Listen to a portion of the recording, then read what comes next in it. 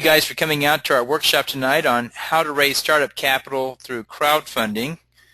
Just to make sure everybody can hear me. If you can hear me, go ahead and type in the box if you can hear me or not, just to make sure we got the audio working correctly. If you can't hear me, we're going to start running through the slides and don't want to leave anyone behind. But with that, tell me if you can see my screen up here. It should say workshop, how to raise startup capital through crowdfunding. Great. Okay, well, let's go ahead and kick off. In our last session, we talked about what it takes to crowdfund and looked at it from a general point of view. And we found that there's three elements to a crowdfunding project. Number one, you need to have a project you're working on. And number two, you need to have a network. And the amount of money you're going to be able to raise is directly dependent on the size of your network.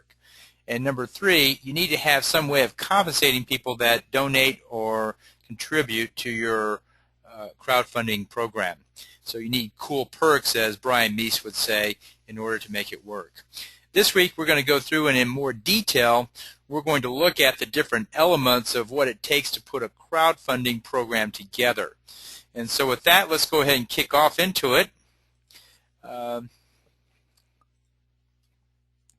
Our agenda tonight for this second session for 2 weeks is, number one, we're going to talk about setting up your pitch video and point out different hints and techniques for how you might do a pitch and how you might do it effectively on a video.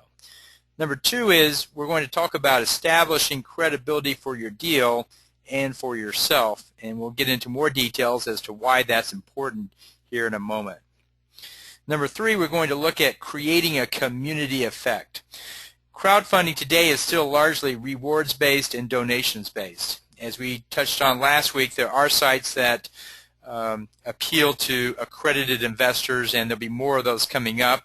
And to a certain extent, community effects impacts accredited investors, but for non-accredited investors, it has an even bigger effect. And so we'll talk about that and how you create that community effect. Number four is we're going to talk about establishing your cause. Why should somebody donate or reward your project and not someone else's within that community? Next, we'll talk about offering cool perks. We'll have a few examples up here, and we'll give you some ideas of what you might want to do in order to reward people that donate or contribute to your campaign coming up. Next, we'll talk about promoting your pitch and give you the sequence in which you need to do that. And then last, we'll talk about following up questions and feedbacks. In almost all cases, there's a direct parallel between raising angel funding, someone that might donate to your cause or invest in your deal locally, and those that are going to be investing through the website as well.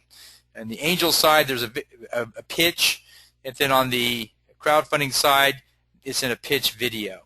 On the angel side, you have to establish that you're credible and your deal is worthy. And thus, on the crowdfunding site, you have to do the same as well. You also need to be able to promote your pitch and get the word out to a larger audience, and so the same is true with crowdfunding. And as always, you need to be able to follow up and answer questions that come back from investors in doing your project itself. So with that, let's go ahead and kick into it. If we look at the first one up, we'll talk about setting up your pitch video. Your pitch video should include the following points when you give it. Number one, describe what you are doing.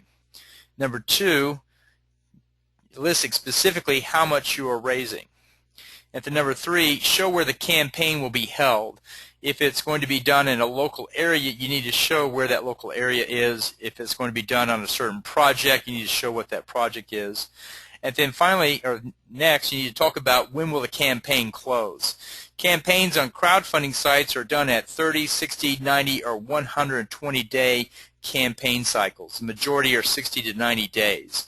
So you have a certain amount of time in which you're going to be putting this out there and actually running the campaign, and you need to set those parameters up front. And last but most importantly, you need to come out with why the viewer should care. So this is in essence your elevator pitch, and you need to put out something that gives people a reason to care about your project. Now when you make your pitch video, number one, show the human side of the project. This can't be a faceless project that you don't know who's behind. you're behind it, so you put yourself out front, and you're the face of this project, you're the human side of this project, you're a real person, and it's okay to project that in these deals. Next is show your passion. If you're not excited about it, no one else is going to be excited about it either. So you have to get excited about it and show why this is really important. And as always, one of the best ways to communicate a pitch is in a story. In other words, tell your story, but tell it in a logical fashion that answers those questions we raised a few moments ago about when is it, where is it, how is it, and why should anyone care. And telling your story can be an effective tool for doing that. So next is, when you create your pitch video, there's a few techniques you need to make clear on. Number one is you need to use a high-quality video camera, like a digital SLR. You got to have something that's really going to take very clean, clear pictures. Next is you need a high-quality lavalier microphone. A clear, clean audio is important. Any scratchy or hollow-sounding audio is going to detract from it, and it will look poorly on your deal because it will look like you didn't care enough to actually do it right. So you have to have a clean video and a clean audio in order to make an impression upon the audience. Always practice your pitch many times and also take many shoots in order to get the best possible take in order to put out there. In most sites, they have you upload to YouTube and they point to it. In some sites, you upload to their site. But in essence, you have to get your video up onto YouTube. Most viewers, on average, watch 2 to 3 minutes of a video. They don't watch much more than 3 minutes, so just about everything that you need to communicate need to come up front in the first 3 minutes. If you want to make it 4 or 5 minutes to add more detail, that's fine, but very few people are actually going to be watching it. So with that, we'll go on to the next element. If you have any questions, let's stop for a moment and see what questions are out there. In the lower right-hand corner of your screen is a questions box, as many of you know. If you want to type in questions, we'll stop at various points throughout the webinar and let you answer or ask questions, and we'll pose them and see what kind of questions you want to put out there as well. Okay. The first question is do I need a professional videographer in order to take a video? And the answer is no, not necessarily. The video camera techniques are not that hard to learn. If you just take the proper time and interest and do it properly, you don't have to hire a professional to do your video pitch. It can actually even be done with simple cameras, but you do need to practice it.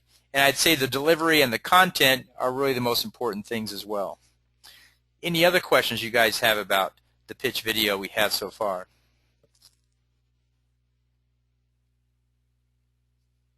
Okay, let's go and move on to the next stage. Establish credibility for the deal. One of the first things a potential investor or donor is going to want to know about your deal is it a credible deal? And so here are some key points to keep in mind. Number one, make sure the title is descriptive so that they understand what exactly you're doing, and it has to ring true that it's a true project. It can't be just paying your bills. You have to be doing something that has some gravitas or some reality to it. Number three, and probably one of the most important ones, is to include financial projections.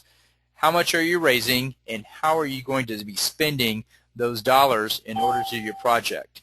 That has to be a credible list that lets you actually see what's going on out there. Next is include a timeline if possible for completing the project. This also has credibility because people can see when you're going to start, how long it should take, and then when you're going to finish, and it has some reasonable element to it, just like the financial projections do. And finally, highlight the team that will work with you on it. Of course, a more skilled team, more experienced team will have more credibility than an inexperienced team, or if you're just doing it alone. So you always want to highlight who's going to be in there helping you and use their experience to add credibility to your deal. Now, that's establishing credibility for the deal itself and why you would want to do it. The next step is you want to establish credibility for yourself, and that's a key issue. People on the website finding your deal typically don't know who you are, and so they're trying to figure out if you're a credible person itself. And many donors and investors will research you and your postings on the web. That's how they know you, and that's how they're going to see you. So number one is you need to go clean up anything you have on any social media sites with your name on it. Any Facebook pages, any Twitter streams, any LinkedIn profiles, those have to demonstrate that you are a credible person. And if you have other things out there, you may want to consider removing those, because this is what people are going to see when they come to your crowdfunding site. They're going to get your name, look you up on the web, and see what you're all about. And so you have to have a clean picture there. Also, you may want to get proactive and actually put out there things like blog posts that demonstrate your experience. It wouldn't be a bad idea to even establish a website for your cause and establish a stream of blog posts and other content that demonstrates you know what you're talking about. You're an experienced person, you're a credible person itself, and you can get this done, and your passion can come through in those things as well.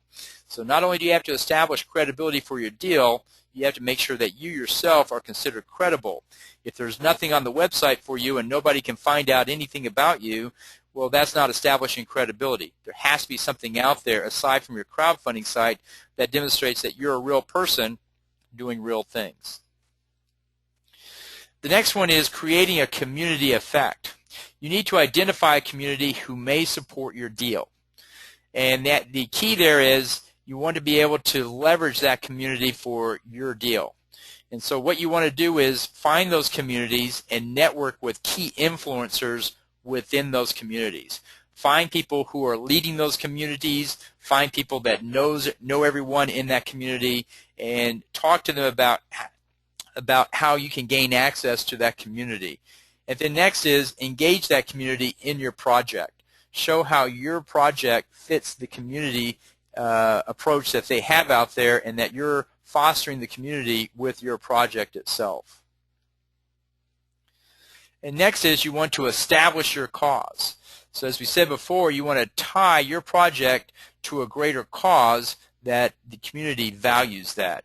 So show how you're helping a larger initiative. For example, an all-natural food product, the larger cause there is you're promoting a healthier living. And there are groups and communities that want to see healthier living.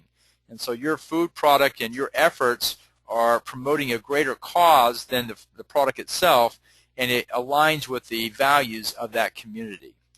Also, another example might be a new mobile phone app that teaches people some educational value. Maybe it teaches math or science. And there are people out there in the community that want to see greater education go out, and the greater cause from your software is promoting education in science and math. And so you want to tap into those communities that want to see education go forward and show how that you're advancing that cause with your mobile app in that case. So there's just two examples right there.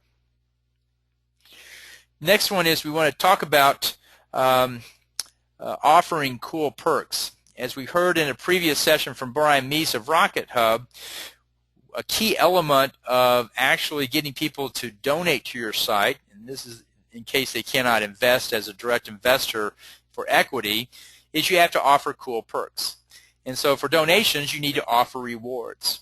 And so here's a checklist of 4 items you can think about in order for you to offer cool perks for your crowdfunding site. The first is recognition. One thing you can do is actually name products or name items after those who donate. Second is you can offer discounts. For current or future products, you can give a discount for those and then therefore gain greater respect for the audience for it. Also, you can hand out samples. If you've got a product that doesn't cost you that much and is easily repeated, say a music download or a piece of software, you can actually offer samples that lets people do it. I saw one crowdfunding site that they actually offered consulting. And that's the last one, is you offer special access or consulting that they might not get otherwise. There was a Java coder that had a piece of code that he was trying to build and he needed more funding, and he offered 3 hours of consulting for every $100 that was actually being donated to his site. And then if you're a musician or artist, you can also offer special access to the band or to art galleries or to works of art or craft that people can't get otherwise. So these are some items that you might want to use to offer others in order to donate or respond to your project itself. Next, let's talk about promoting your pitch. The key with promoting your pitch is that you have to go in a three-step format. You don't just go broad at the first go. What you do is you go to your core network of family and friends, your immediate family and your close friends, and you go to them and you line up their support for your project. And then when you actually go live with your crowdfunding site, you have them go first and put money into your deal to show initial traction. So before the crowdfunding site goes live, you've actually lined up this level of support. The next one is you spiral out from there to a broader network through Facebook, Twitter, LinkedIn, or other social media sites in order to leverage more friends that you may have. You've got initial traction with your close family and friends, and now you're going to a broader group of friends or people that know you, acquaintances, business colleagues, coworkers, etc., and you're now engaging them into the process. So what started out as a quick start is now continuing to grow, not because of your family and friends, they've already invested, but because of your second-tier friends and then your coworkers and other acquaintances. Next is you invite those close friends to promote to their networks. And if they've got a network and if they'll put it out, that's a great thing because now you're leveraging their network into yours. After you've got initial traction and you're about 24 or 30, 25 or even 30% of the way to your targeted goal, now you go to the broader media. And at this point, what you do is go and try to get placements into newspapers, magazines, websites, and other places that align with your community and your cause. And because you are up and running, you're making traction toward your goal, you can use the broader media to continue the momentum and take it all the way up there. So with that, let's move on to the next question set and see if there are any questions coming up. Does anybody have any questions so far? Let's go ahead and kick it out here into the question box and see what questions might be here.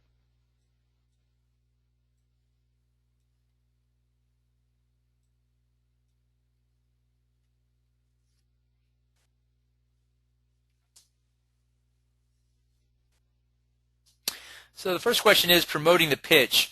We don't need to state names of who has invested already via crowdfunding venues, do we? And the answer is no. You don't have to put that out there. In some cases, it might be of value to put it out there to show big names or a lot of names of people that are behind your project, especially if you have someone that has a lot of cachet behind their name. But it's not necessary for you to divulge who is actually crowdfunding on your web project itself. Next question is, what makes your project attractive to media versus all the other crowdfunding projects? I think the answer is you're doing something novel or unique. As we said at the very beginning, you're not just paying bills and you're not just doing another piece of software that's been done many times before. You're doing something new and different. Or maybe you're doing it for a new and different group of people. There's got to be something new and novel on your project that gets people excited about it.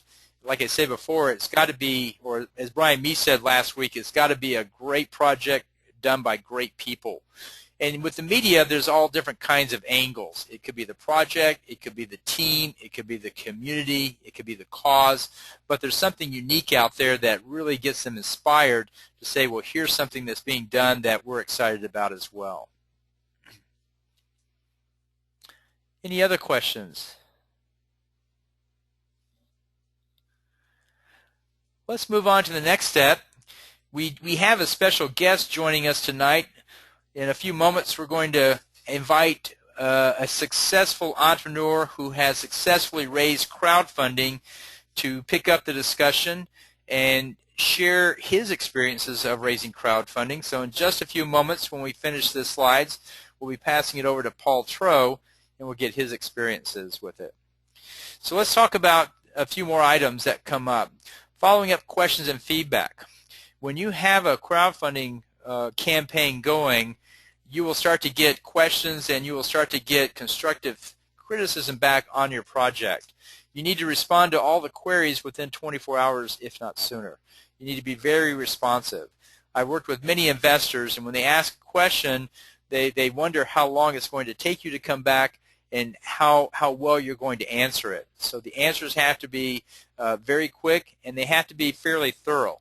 Again, they're testing your credibility for you and your deal, and they're actually going through trying to figure out if you know what you're really doing. So also, you need to show appreciation for their consideration. You always need to thank people for taking time to look at your deal, and even if it's not constructive criticism, you need to maintain an air of professionalism with as well. So you always want to demonstrate professionalism in your response, even if people you're dealing with may not be as professional as you would like. And next one is be open to feedback and constructive criticism. It's okay to actually take people's feedback in and then decide, well, maybe I need to change a little bit of how I'm spending the money or how I'm doing the project because I'm getting feedback from other people that maybe I could do it in a different way. And again, investors always call that coachability. They always, when they give a piece of advice, they look at how well you take it. If you're considering it or you're weighing it or you're investigating it, well then that demonstrates to them that you're coachable, and then that you have a better chance of success if you're what's not coachable. So one of the things about crowdfunding campaigns is that it's going on all the time, and you have to be monitoring and answering questions that come in and feedback that may be posed to you as well. So let's take another question. If your business model doesn't seem to afford you a giveaway, should you not even try donation crowdfunding sites? And I think the answer is, well, there may be something in there that you can actually do as far as create a community. There may be people that really want to see a better service or a better product solve a certain problem. And so instead of actually looking at it from just a community cause, you just might look at it as providing a better service for the world that may not be happy with the service they're getting already. And so I think it's worth looking at, and we'll have to find maybe a more creative way of actually rewarding people for coming in. You could offer discounts for people that are coming in and crowdfunding your sites. They would get maybe special access or a special service that other people don't get. So cool rewards and cool perks don't always have to be naming cupcakes after you or that type of thing. They can also apply to business as well, and discounts might be the best way to look at that. So as we said last week, there's 5 common mistakes that people make when they're actually doing a crowdfunding program out there. Number 1 is they're not making the pitch compelling enough. You have to really inspire people that you've got a cool project doing cool things that is really going to make a difference. Number 2 is not promoting your pitch outside of your site through blogs, emails, and newsletters, etc. You really have to go beyond just your what the crowdfunding site gives you and leverage your own channel as best you can. Number 3 is not demonstrating a detailed plan on how you will use the funds. And this basically comes back to the financial plan. Are you asking for the right amount of money? Not too much, not too little. Do you have the right use of the funds? Do you have the right timeline in which to do it? And does all of that look realistic? The 4th most common mistake people make is not asking for realistic amounts of funding for the project. It's either too high or it's too low. And then the 5th one is you're not responding to questions nor asking for feedback. And so, like we said before, if you're not coachable and you're not giving investors answers to the questions, then you're probably not going to get much traction with them as well. So let's stop there and ask if there are any questions before we kick on into our guest, Paul Tro, who will come up here in a moment, and he'll share his experience with us in just a second.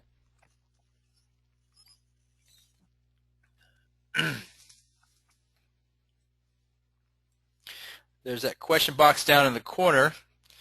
Let's see if anybody has any questions before we kick on to the next section.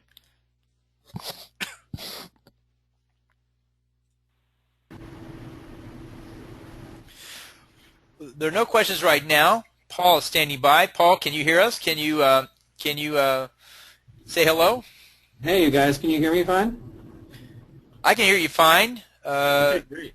I've also got another special guest here as well, Kevin Kettler, who is one of our 3 MBA consultants that we have from St. Edward's, who just as a matter of miracle, we had tapped into Russell Raines, who's the intern coordinator over there at St. Edward's, and we had put in for 3 MBA consultants back in November, and they showed up at the end of March, which was really right at the beginning of our Kickstarter campaign. So, and Kevin and his team of 2 other MBA consultants, it was part of their capstone project at St. Ed's to help a small business, and Kevin's help was instrumental in our success. So he's sitting here with me now, and I figured together we would tag team the success story of what happened with Leisure Suit Larry.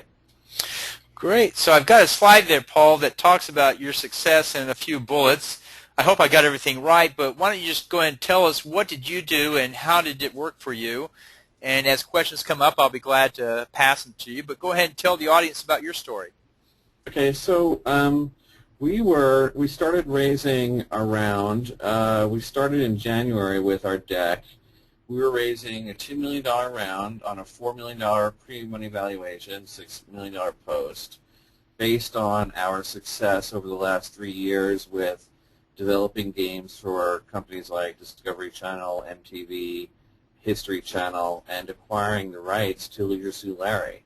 And we felt that, with the amount of cash that we had in the bank, which was roughly about $100,000, with the amount of the track record that we had with Potty Races for MTV being the #3 game behind Angry Birds and Cut the Rope on the iOS App Store, and the partnership that we have with the History Channel, Lifetime, and A&E networks, that we felt, and the Leisure Suit Larry franchise 1 through 7 that we have the rights to remake, that we had a pretty compelling story to bring classic retro games back to this demographic that is now 35 to 55, and we basically looked at our insights page on our Facebook fan page to make sure that we were hitting the right demo. And when we went to DICE, which is a trade show in Las Vegas, we were doing an interview with Spike TV based around us signing the Leisure Suit Larry rights. We saw Tim Schafer, who was in the middle of running his Kickstarter campaign. I don't know if you guys know who he is, but he basically raised $3.3 million on Kickstarter on a $400,000 ask. And when we got to Vegas, Tim Schafer saw Al Lowe, who's the original designer and creator of the Leisure Suit Larry franchise, and we congratulated Tim on hitting $800,000 so far. And Tim said, this is what you guys should do for Leisure Suit Larry. And Al and I looked at each other and we said, you know what, that's a great idea, because this is really a fan-based franchise, and the fans have really been asking for a new game for the last 10 years. So we would decide to allow the fans to vote with their wallet, so to speak. So we went to the Game Developer Conference, and we saw a segment by Cindy Aw, A.U., and she's in charge of the game segment at Kickstarter. So we went to her speech, and we contacted her, and we asked for tips and tricks, and she gave us some really good advice. One of the things she told us was ask for the amount of money that you need, because we looked at Tim Schafer's campaign and we said, well, we need $500,000, but if we ask for less, we'll probably get oversubscribed just like Tim did. And she said, you can't guarantee that. She said that, if you need $500,000, you should ask for $500,000. So that was pretty enlightening for us. And we were kind of skeptical because $500,000 we felt like was a lot of money. But, what she said really rang true, which was, if you only reach your goal and nothing more, then you won't be able to finish your project. So that was the first thing she told me. The second thing she told us was get the word out as much as possible to everybody and their mother, basically, and let everybody know about your Kickstarter campaign. And I thought that was really instrumental, and I thought that letting the fan base know was enough, but as it turned out, she was right, it wasn't. And then what we learned from Tim, because we had called Tim and his producer Greg Rice over at Double Fine, and they said, be really careful about the rewards that you offer, because they didn't take that into account when they did their Kickstarter campaign, and as a result, they wound up spending $455,000 on fulfilling physical rewards like T-shirts and the boxed copy of the game and, plush toys and things like that. So when we planned our Kickstarter in March, we went live April 2nd, but when we were in the planning phases of March, we made sure to weigh everything, make sure that if we were shipping it from Key West all the way to Anchorage, Alaska, to sandbag the price of the shipping, to make sure that we could afford that in the price of the reward tier. So we did as many virtual rewards as we could humanly think of. We put people in the game, we put their special names in the credits, alpha testing and beta testing. We would name characters after them. We would put a spot to name their dog, to put their dog in the game because there's a dog in there. And we even had a Hummer limo at Game Developer Conference in Austin, and we had these banners on the side of the limo, and they were in my garage, and I said, you know what, it's really funny that we actually misspelt Leisure Suit Larry in the Land of the Lounge Lizards because we put two Z's for lizards. And so the banners were misspelled, and we sold that as a novelty item because there will never be another banner like that ever in the world, and there was only 2 of them. So we sold those for $1,500 each, or $2,500 each, and those both sold. So, and of course, for international backers, you want to make sure that you have them add $15 for international shipping as well, depending, of course, on the weight and whatnot of the product. But what was really interesting was that we underestimated the amount of community management that was required for this campaign. Kickstarter is not just a U.S.-based organization because people all around the world can donate. So we had one of the MBA consultants, this girl Beverly. We had our associate producer, myself, and then a week into the campaign, one of the backers said, hey, I'm pretty good with IT stuff. Do you guys need any help? So we actually signed a non-disclosure agreement and an IP release and an agreement with one of these volunteers in Seattle, and he helped a ton with the community management as well as getting our forums up and running on our webpage. So, and then even with those 4 people, myself included, doing community management, I was still at the office until 3:30, anywhere from 3:30 a.m. until 6 a.m., 5:30 a.m., 6 a.m. when the sun was coming out, answering every single email, every single comment, every single forum post, and every single response to our updates, because it was my policy that nobody get a canned answer, that everybody who submitted a request gets a unique answer and something that's honest and transparent. And then where Kevin here came in, Kevin did the tracking on a day-to-day basis on what we did that was successful and what we did that wasn't successful. So do you want to talk about some of the things that you analyzed? Sure. We actually came up with a number of approaches for the campaign, and that's, I think, something that was really interesting about our campaign is we meticulously thought about all the avenues of approach that we could take for each area of the campaign, and every area had a lot of thought put into it. And some of the things that were lacking in Kickstarter were analytics and tracking of the numbers. And so if you wanted a real accurate account of what was going on with the campaign, you really needed to take a lot on yourself to measure all of that was going on. So one of the things that we did was we commissioned a Facebook ad, and on some areas I see that was somewhat successful, but for our campaign we decided that wasn't going to be the best avenue. And as we tracked the success of our campaign, we noticed that our biggest responses came from the tiers, and then such things as T-shirts, and then especially towards the end when we passed the goal of 500,000. Let's talk about the tiers real quick, because a lot of people had suggested that we modify our tiers, and we really didn't do a good job at the very beginning of planning those tiers out that well.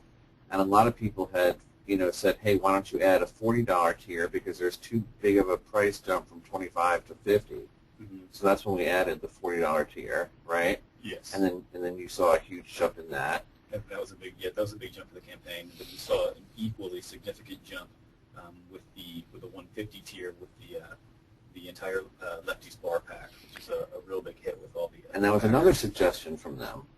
So a lot of the stuff that was really successful came from our users. So it was a lot of fine tuning at a real time level. And I mean, if we weren't paying attention, and I can tell you, there's a Kickstarter campaign that's going on right now with some of our friends from Sierra, and they're not paying attention to what their users are asking, and it looks like they're not going to make their goal.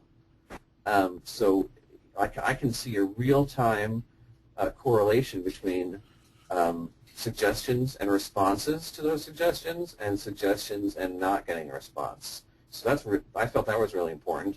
And then something Kevin pointed out was that when we would do a video update, we saw a huge spike. That's really important. Yeah, because we were like plateauing. After the third day, I think we kind of plateaued at anywhere between like $6,000 and $10,000 a day, something like that. We did a 30-day campaign, and Kevin noticed that whenever we did a video update, especially from Al Lowe, who's the creator and the designer of the Leaders to Learn franchise, that we would receive a huge tick, somewhere up to like around $30,000 a day. And I forgot, were those coming from new people or were those coming from existing? That's one of the things that wasn't measured in the analytics. There's no way to actually know that. But there's a website that you can go to called KickTrack. Did you ever hear of that website, Paul? No, I haven't. Tell us more about KickTrack.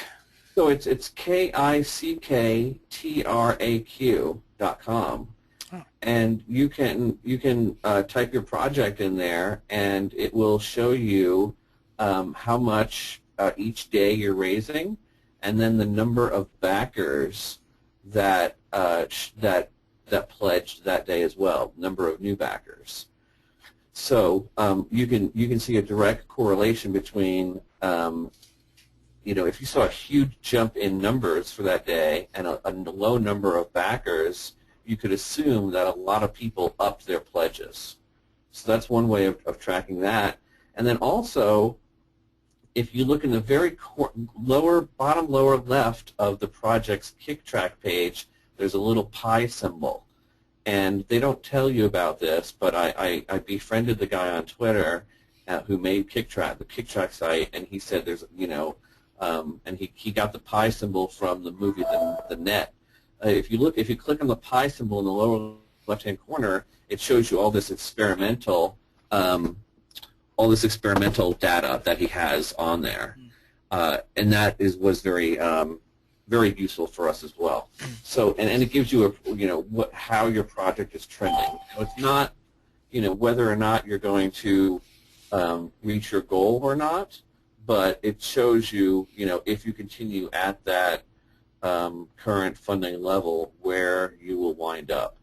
So it's not as accurate as the sales forecast, but we found it to be pretty useful in terms of what's successful and what isn't. And then another thing that was, hold on a second, sorry, my screensaver went off. Another thing that was successful with us was once we reached our funding goal, we had to provide additional levels or additional goals for them to achieve. I mean, I originally threw out there, well, we hit $500,000 and now the next tier is $1 million, and people actually thought that I was joking, and I wasn't. So I quickly retracted that comment and put in a $550,000 goal, and then once we hit that, then I put a $650,000 goal. And with each new goal, we added more and more to the project. So in this case, it's a game. We said if $550,000, we're going to give you all new dialogue. So we're going to replace the entire dialogue. And then at $650,000, we'll give you additional rooms in the game and additional storyline as well to go along with that. And right at, let's say, the last day and a half, they bypassed $650,000 and they got to $675,000. And by the way, here's another thing that Kickstarter doesn't tell you is that once you reach your goal, you're allowed to take PayPal payments. So you're actually charged a lot less than Kickstarter. Now, Kickstarter charges 5% for their platform, and then the Amazon Payments, who runs the payment system for that, charges anywhere from 3 to 5% for processing the payments. So you got to take that into account. And another thing you have to take into account is the fact that if you do not spend that money in this calendar year, you're going to be taxed on that. So what we did was we got our accountant on the phone and we said, well, you know, our game is starting development now, and we were originally supposed to ship it in October, but now that we have all this content added, we're not going to ship it until January. So we're not going to wind up paying the milestones until after the calendar year. So we're going to get taxed on all that money that's in the bank. And he said, as long as you have an agreement in place to pay that money before the end of the year, meaning that money is legally allocated, you don't pay tax on that money. So if your project goes beyond the end of the year, you may want to enter into an agreement to spend that money. Even if you don't wind up spending all that money after the first of the year, as long as you have an agreement to spend that money, you're not taxed on income as that. So that's something really important too. Great. Well, that's good information, Paul. When I asked you first about this, I emailed you and said, what was the secret to your success? And you wrote back and gave me these 3 bullet items. And for the audience, if you guys have questions, go ahead and start typing them in now. Anything you want to ask Paul, I'll read them out to Paul. He'll answer them. But while you guys are typing that in, Paul, can you comment about what you see as these 3 points, what you think about them? Sure. You know, we felt like we would be successful not because I have a name in the industry, because really consumers don't know who I am. I mean, I've been in the interactive entertainment industry over 25 years. So publishers, developers, investors, you know, I'm pretty well known, and I'm pretty outspoken in the interactive entertainment industry, and I'm well connected. And that's not a pat on my back. I'm just trying to establish the fact that consumers don't know who the hell I am. So I had to establish that. I had to establish a rapport with them. But more importantly than that was the fact that I had to show them who was making this game and that we've had success in the past. Because if you think about it, these people aren't just donating to your project, they're investing in your project. And instead of, like, you know, if we were raising our $2 million round, instead of having maybe, you know, 10 investors or 20 investors, we now have 14,500 investors. So that's a lot of investors to manage.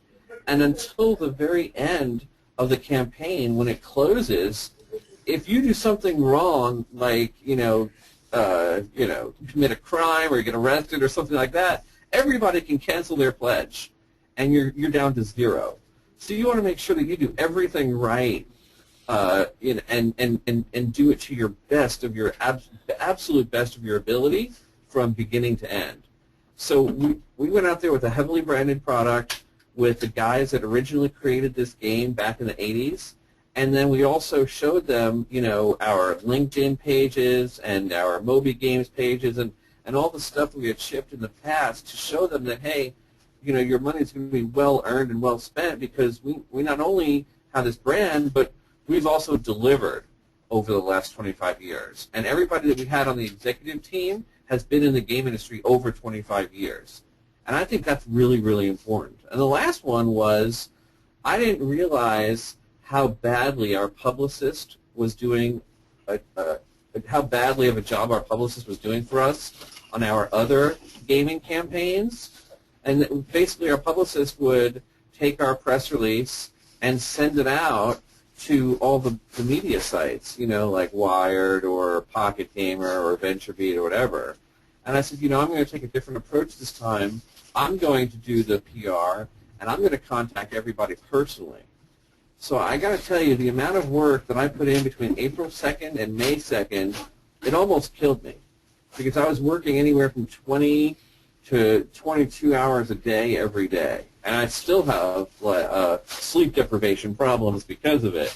But I managed to get in touch with every single major outlet out there, including the Wall Street Journal, the New York Times, Wired Magazine, Forbes. We had a 2-piece special in Forbes over 2 days, which was really amazing. I was really happy with that. And I didn't have any of these these PR names or contact information. You could pay for something like that from, there's a company out there called mymediainfo.com. They're owned by Thomson Reuters. They're here. They're a local company. And I think for like $3,500 a month, they'll give you all the contact names of press people and everybody. But what I did was I looked at all the articles that were being written about my sector and games in my sector, and I just dug for their contact info. And sometimes it was just a Twitter name, so I would add them on Twitter and then send them a direct message saying, hey, we're doing Leisure Suit Larry Kickstarter. You know, are you guys interested in an exclusive interview? And they love those 2 words, exclusive interview. You know, one guy from Industry Gamers, James Brightman, he didn't even know, he's the editor-in-chief of Industry Gamers. He didn't even know what an exclusive interview. He's like, what does that mean? I was like, well, it means that it'll just be you, Al Lowe, and myself on the phone, and you can ask us anything you want, and we'll answer it. So we did that, and we were doing on average 2 interviews a day for 3 weeks, and that's a lot of interviews, boy, let me tell you. And it's a lot of talking and telling of the same story and over again. But I got to tell you, you get really good at telling your story. And then another thing popped up. Fans were asking for us to do a Reddit, and I had never heard of Reddit in my entire life. I had heard of it, but I didn't know what it was. I knew it was a website. But fans were asking us to do an what is it called, AMA? No. AMA, Ask Me Anything. So we looked at other people's AMAs on Reddit, and basically you go onto Reddit.com and you show the Reddit administrators that you're really Paul Trow or you're really Al Lowe by taking a picture of yourself and holding up a sign that says, I am Al Lowe, you know, here's my Reddit, you know, proof or whatever. And you take a picture of that and send it in, and then they give you the credit on the website of saying Paul Trow, CEO of Replay Games or whatever. And then you announce to the world, hey, we're going to be doing a Reddit on Friday from 6 to 8 p.m. or whatever, you know, ask us anything, ask me anything. And it was so much fun that we actually extended it to like 4 hours because these people would ask just outlandish questions. And you don't have to answer every question because there are tons of questions that come in, but then people will upvote questions that they want to see answered. So maybe one question is like, you know, what does your wife do for a living? You know, and while you know you don't want to answer that, if a lot of people upvote it and it goes to the top, then you know that people really want to hear that answer. So then, you know, fine, we'll answer that question. And it's all type, it's all text. And it reminds me of the old school bulletin board systems where, you know, you was just typing, you know, like, and it was just, the whole thing is all text. It's so ancient, but we received, I think, 4% of our funding from that Reddit campaign, or 3.6 or something like that. So Paul, we have a question for you. How much ongoing PR communications with the donors do you have after the close? I mean, naturally they know how to contact you, but is there expectation that they now have a line to the president and will be frequently checking in with you? That's a good question. A lot of them requested not to. They requested for us to keep doing updates on Kickstarter even though it's closed. And what we opted to do instead was to post on our forums on our website. And even though they say that they don't want to do that as much because it's easier for them just to receive an update from us on Kickstarter, I do both now. I send updates on Kickstarter and I blog. Okay. So, and then blogging is a huge part of it because you know, we've learned that transparency is a huge issue with them. They want to know what's going on with their money. So I originally started with a goal of blogging every day, but it kind of got boring. You know, like, what are my day-to-day activities? You know, writing emails to investors, because now we're still raising around because we're using this to buoy our success with investors. So, you know, we're putting the deck, we're revising the deck, putting it together, you know, hitting angels, and then also, you know, we're still running the company. So how do you make that interesting in a blog? So I can't do that every day, but I do it as much as possible whenever something interesting happens. I will definitely be blogging tonight, I can tell you that. Okay. Next question is, well, a comment that your microphone is digitizing a little bit too much, that we can't quite catch everything you're saying, but I think if you lean a little bit closer, maybe we can. But the next question that coming up is, you talked about lots of feedback and questions. What kind of feedback were you getting that, aside from changing the levels, that you implemented? They wanted to know if this was an exact. By the way, is this microphone level better? That's better, yes. Okay, cool. So they wanted to know if this was just a remake of the original game, or if we were going to add anything to it. And of course, we had a great answer to that, which was the only thing we were keeping was the original design. So, and that was really the easy part. So we're basically creating a brand new game from scratch with hand-painted 2D backgrounds and hand-painted characters and, hand-drawn animations and everything. And they wanted to know who the developer was. So we had the developer get on there, and they did a video update for themselves.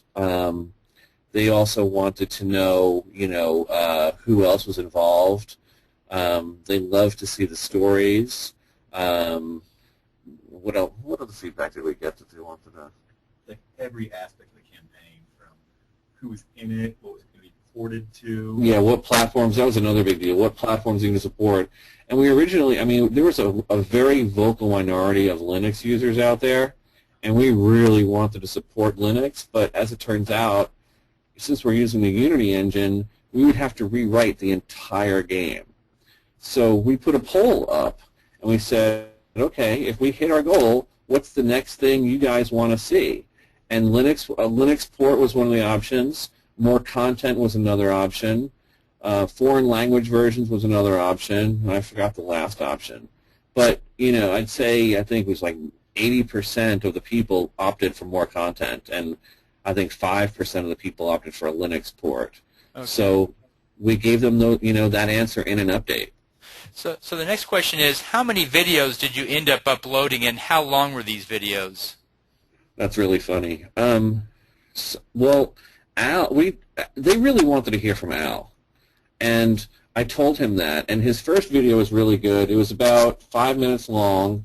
He was really telling them, hey, we really need your support. Please keep pledging away. Please tell your friends. We're doing our best we can. It's like the typical, help us story. And we saw a huge jump after that video. And then Kevin said to me, he's like, Paul, Al needs to get on that video more often because, every time Al does a video, we see a spike. So I told Al, I said, we need another video from you. And this was literally like 5 days later. And he said, well, I don't know what to say. So we gave Al a script of what to say. And that wound up so poor that it was obvious that he was taking his eyes off the monitor to look at the Word document or the sheet of paper or whatever that he was reading from. So we didn't see as big of an uptake on that one. We definitely saw an uptake, but what I decided to do was at the last minute, this was Wednesday when he did that video, I decided to fly up to Seattle and do a fireside chat with him. So I literally got a ticket at the last minute, which cost me like $1,200 because it was so last minute. And Al said I can stay at his house. We try to save costs wherever we can. Britton, the volunteer, picked me up at the airport. And we had 2 cameras. I brought a video camera with me, and Al had a camera. And then we had an external microphone that sat between us that was hidden. And what we did was we recorded 2 camera angles, one focused on Al and one focused on the both of us.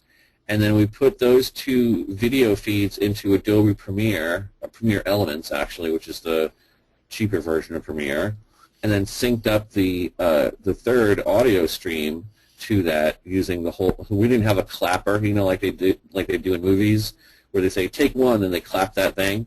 That's used to sync the audio. So we literally clapped with our hands to sync the audio. Okay, this is like ghetto Kickstarter here, okay? Well, here's the next question, Paul. It says, and it's a little bit different angle, it says, Kickstarter or the donors don't care what your business structure is, S Corp, C Corp, or LLC. Is that right? They didn't even ask that information. Okay. They don't even care about that and so forth. No, they didn't.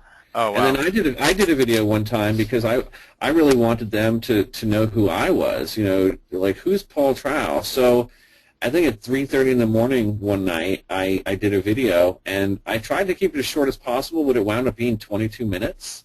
And I was like, well, nobody's going to listen to this stupid thing for 22 minutes, you know. And I did the update, and I was like, okay, guys, it's, 4 o'clock in the morning. I'm uploading this video, I'm sure it's going to be boring to most of you guys, but I just wanted to let you know who I was and who's behind this whole thing. And, man, we saw a huge uptake the day after. Apparently, everybody loved the video. They loved the transparency. And above most, they loved the fact that I was here at 4 o'clock in the morning posting a video for them. It was just mind-boggling to me that they appreciated how much passion I had to give them what they wanted. And that really meant a lot to me because I was glad to see that somebody appreciated the passion. Well, that's great. Well, we have time for one last question. And basically, this one says, how did you start your campaign? Did you use family and friends, or did you use something else in order to launch your program? Well, I looked at Brian Fargo's tweets before he started his Kickstarter campaign, and he was tweeting for about 3 weeks before he started his Kickstarter campaign. So I was like, maybe we should do that. So on the Replay Games fan page and on the Leaders Who Larry fan page, I sent out little hints like, hey, everybody, Tim Schafer's doing a Kickstarter campaign, Brian Fargo did a Kickstarter campaign, maybe we should do a Kickstarter campaign for Leaders Who Larry. And nobody paid attention. I think I got like one reply, and somebody said, oh, you shouldn't do that. Just, two is way too many, blah, blah, blah. And, I was like, okay, well, obviously I'm not getting any traction this way. So I told a few select people that what we were doing, and they're like, oh, that's a really good idea. And what I did with some other press affiliates was I knew that everybody pulls their news from VentureBeat magazine or VentureBeat.com. So I contacted my friend Dean, who's the editor over there at VentureBeat, and I said, Dean, I'm going to give you a 60-minute exclusive before I lift this embargo with all these other people like Chris from Wired and I forgot the other guy's name from G4 and the other guy's name from Joystick. But I said, I'm going to embargo them until 12 p.m. And if you launch your story at 11, you'll have a 60-minute exclusive. And as it turned out, that really worked well to our benefit because everybody in the world pulls and still does pull their news from VentureBeat. So in that 60 minutes, VentureBeat got a ton of unique page views, and everybody wrote their story from Dean's original story. And then after that is when people started contacting us and saying, hey, can we do an interview with you too? Well, great. Well, that's been very good information, Paul. We're at the end of our hour. These are 1-hour sessions, and I think we're just there. I think we'll have to have you back and describe other aspects of the project. It sounds like a great success. Congratulations on that, and appreciate your taking time to share that with the rest of us. Got a lot of great comments here on the screen from it as well. Thank you guys for doing that, and with that, we're going to wrap up today, but I'm sure we'll be back in the future as well. Have a wonderful night. Thanks, guys. We'll talk to you soon. Thanks, Paul. Bye.